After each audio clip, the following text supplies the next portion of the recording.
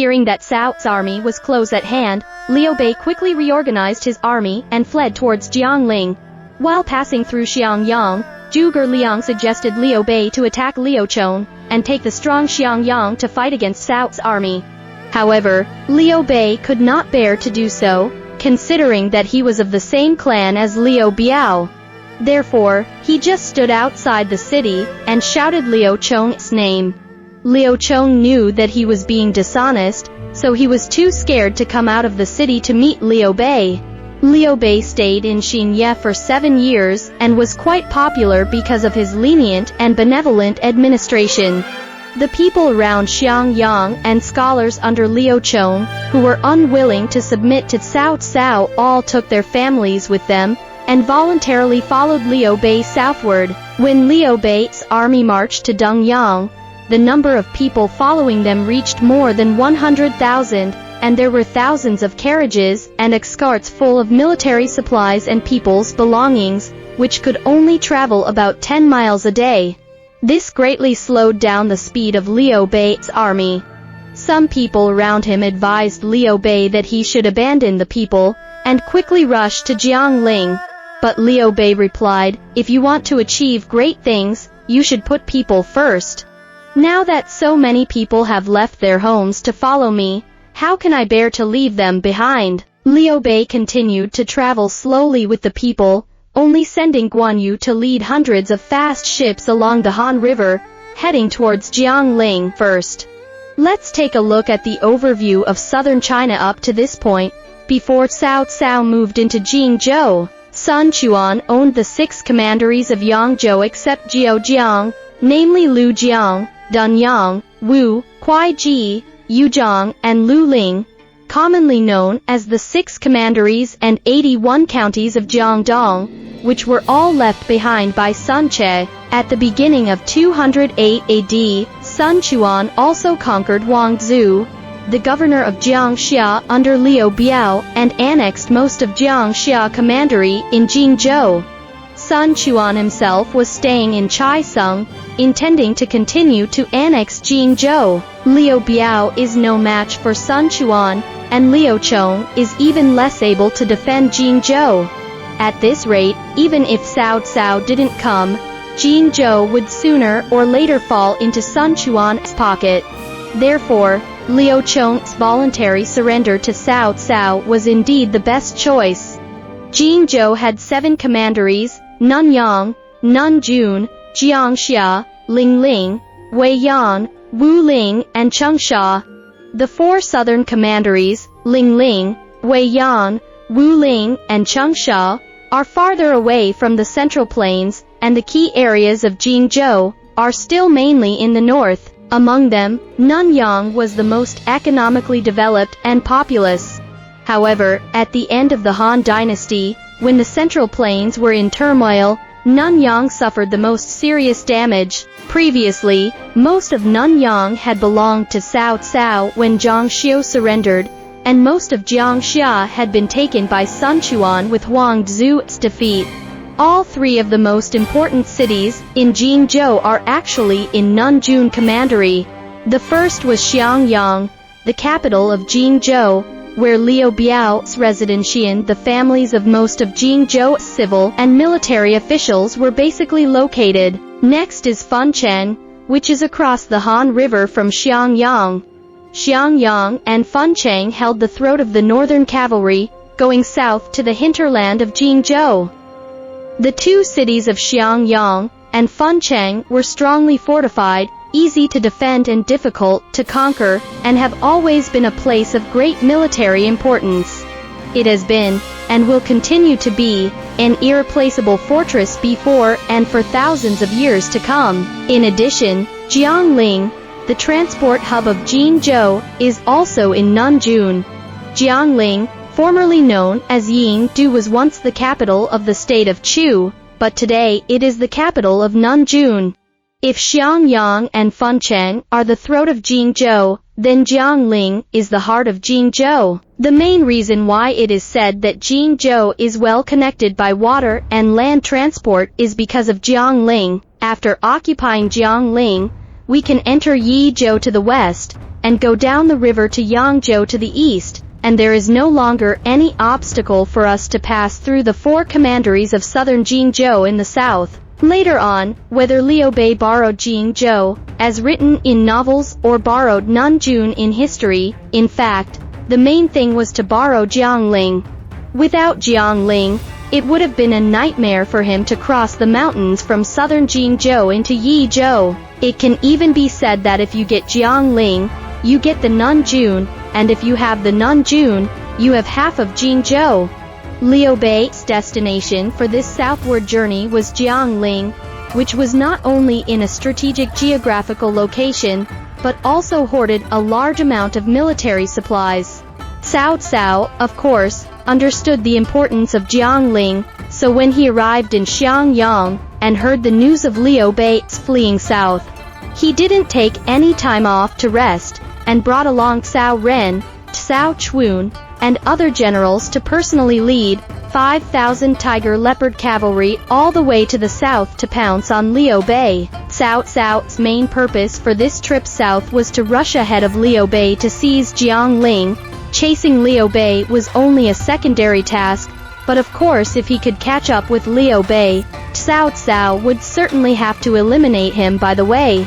For this, Cao Cao did not hold much hope. Liu Bei's escape speed and technology, Cao Cao still know in his heart, previously every time he run away at once, how to catch up him. But this time, Liu Bei suffered a great loss because of his benevolent act of not being able to tolerate abandoning his people. Cao Cao led his tiger leopard cavalry to gallop more than 300 miles in one day and one night, finally catching up with Liu Bei at Changban near Dongyang. Liu Bei's previous number of soldiers was always only in the thousands. It was only after zhugeliang joined at the beginning of this year that his army was expanded to a size of tens of thousands by checking the household registers and collecting the wanderers. Thus in terms of numbers, Liu Bei had the advantage, but the fighting strength of the two armies was extremely different. Most of Liu Bei's side were new recruits, while Cao's army, despite having only 5,000, were all members of the elite tiger leopard cavalry, all of whom were 1 in 100 strong. When a general of an ordinary troop arrives in the ranks of the tiger leopard cavalry, he may merely be at the level of an ordinary soldier, and the degree of its heroism can be imagined. The previous beheading of Yuan Tan and the capture of Ta Dan were all from the tiger leopard cavalry. As a result, as soon as the two armies engaged in battle, Liu Bei's troops were scattered by the tiger leopard cavalry, and a group of inexperienced recruits, interspersed with unarmed people, were dispersed, trampled on, and killed in countless ways. This war, which was originally not evenly matched enough, turned into a hunt. Under the onslaught of the tiger leopard cavalry, Liu Bei's troops were powerless to fight back and instantly collapsed.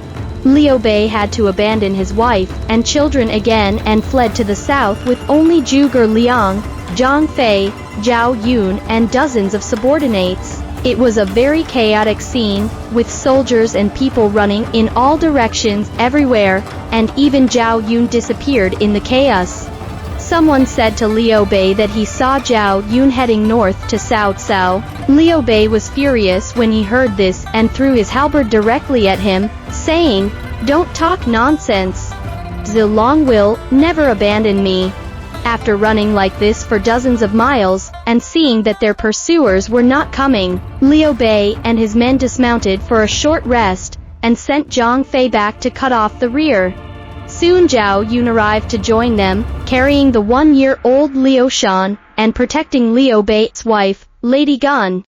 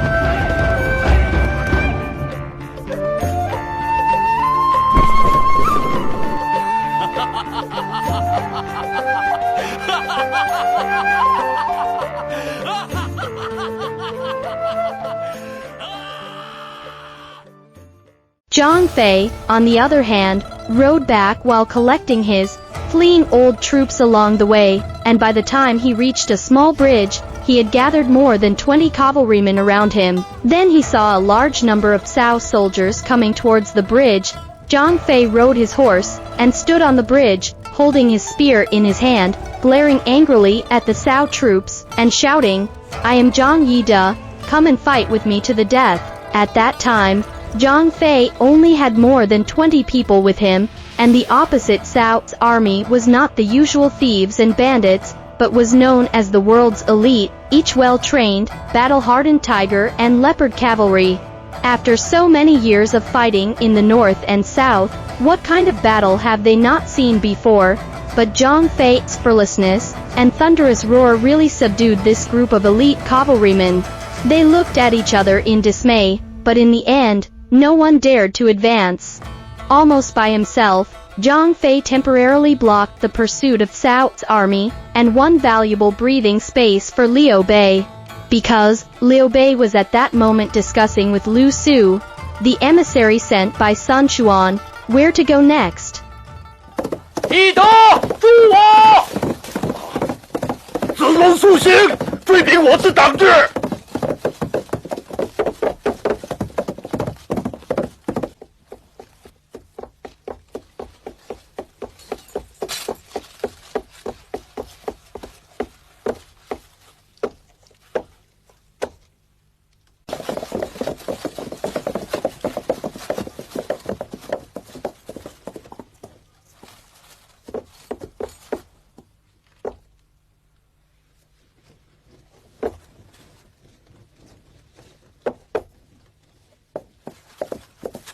我乃阉人张翼德也，谁敢与我决一死战？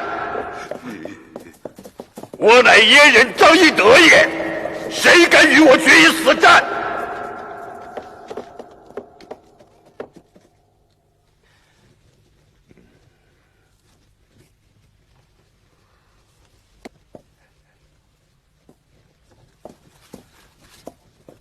阉人张翼德在此，谁敢来决一死战？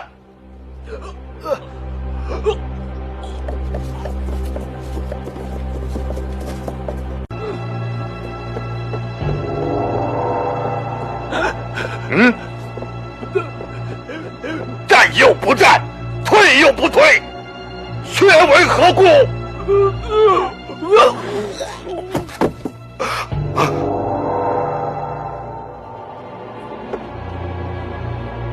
驾！快撤！快撤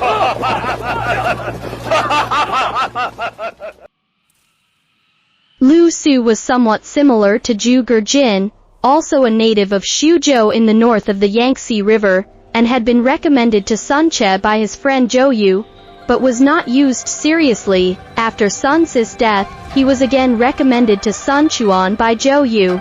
Thus, Lu Su became Sun Quan's guest together with Zhuge, and in the course of their relationship, gradually became one of the key members of Sun Quan's side. After news of Liu Biao's illness and death reached Chai Sung, Lu Su suggested that Sun Quan should join forces with Liu Bei and Liu Biao's sons to resist Cao Cao. After receiving approval, Lu Su came to Jingzhou in the name of mourning for Liu Biao. As soon as he arrived at Xiakou, Lu Su heard the news of Cao's army's southern expedition. Lu Su was afraid that Jingzhou would surrender without a fight, so he traveled to Xiangyang by night and day, but just as he entered the border of Nanjun, he heard the news that Liu Chong had already surrendered his province, and Liu Bei had fled to the south.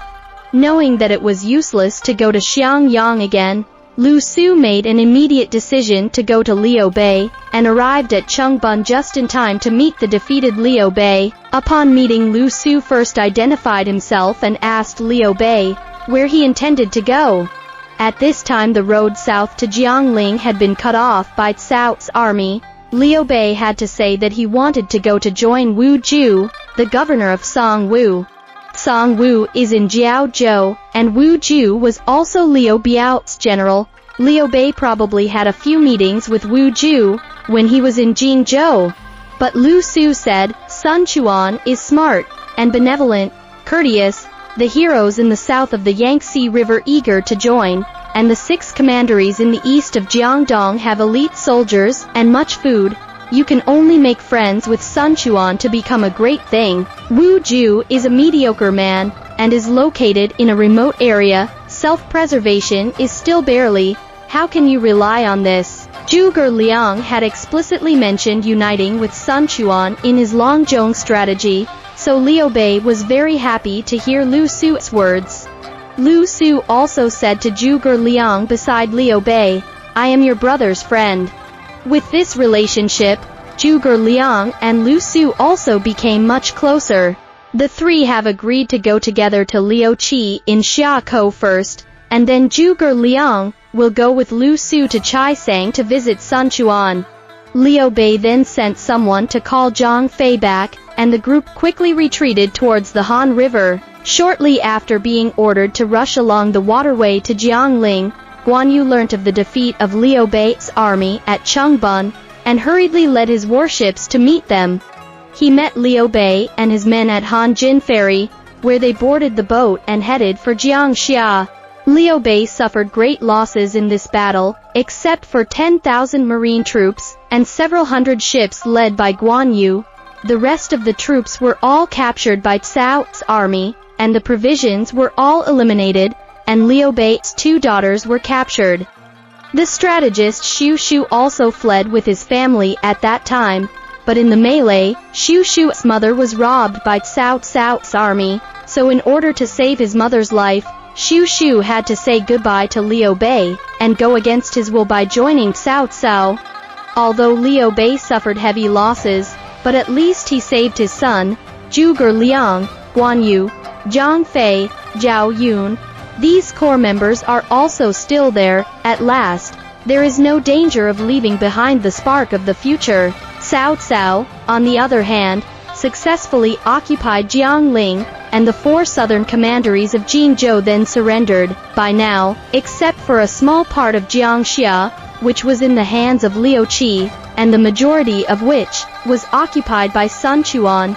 The remaining 6 commanderies in Jingzhou all belonged to Cao, and the purpose of this southern expedition was perfectly accomplished. Since starting his military career, Cao has suffered many setbacks, first being defeated by Xu Rong in Bian River, and then having Yanzhou taken away by Lu Bu and Chen Gong. After just 2 years, Cao was almost killed by himself in Wan, so it can be said that there is a hurdle after a hurdle. But since his victory in Guandu, Cao has had a run of good luck, and in just a few years, whoever Cao orders to surrender to him will do so with fear and submission. He can do whatever he wants. Cao stood at the head of Jiangling Castle, looking at the mountains looming in the distance, and gazing out over the gushing river, remembering the heroism of Yingjing and Liu Beng back then. Come on, Cao Mongder. You will be the next one.